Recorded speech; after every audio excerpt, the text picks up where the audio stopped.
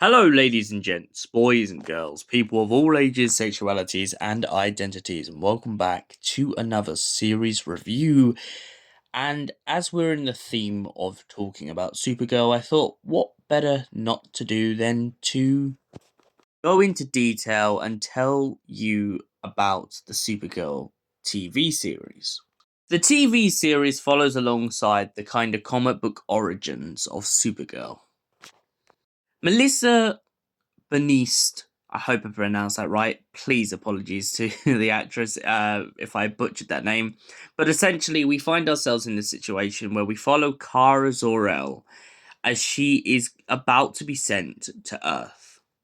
We find herself in this situation in which her pod goes one way, her cousins goes in another way, and it seems like because time in space is very different, she arrives much later when her cousin has grown up. Meanwhile, we find Kara, who is this impulsive and very down to earth and sometimes anxious person, trying to fit herself in with not only the family that she has been granted, but also with this kind of way that the world works.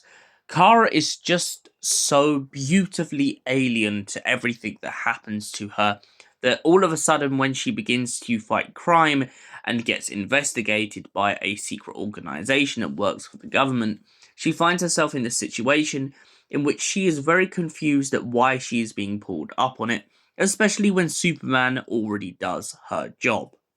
At first, she assumes it's probably sexism, and then after a while begins to realize it's purely down to the fact that they want to work with her rather than against her. Another thing I really liked with the Supergirl series is this idea that we have Martian Manhunter.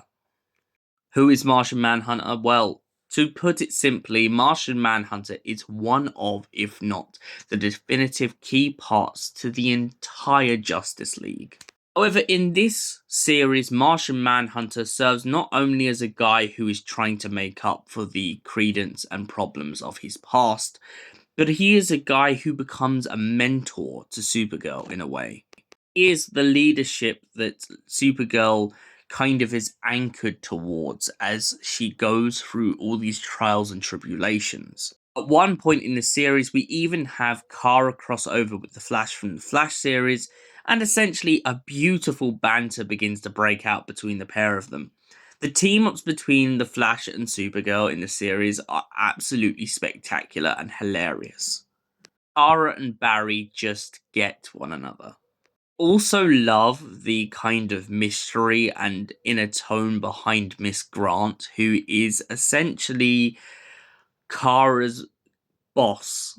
Kara tries to hide from her boss a lot in this series, the fact that she is Supergirl, and she really well doubles it up with Martian Manhunter to try and achieve this. However, it turns out that Miss Grant doesn't buy a word of it because she is like the Devil's Wears Parada of this series. If anyone out there has watched Devil's Wear Parada, you know exactly what I mean. She is like the CEO of this kind of company, and she finds herself in this situation in which Kara is often underappreciated, but only because she's trying to push her to do the best she can. The other thing I really like in this series is the idea that Kara becomes best friends with Lex Luthor's sister.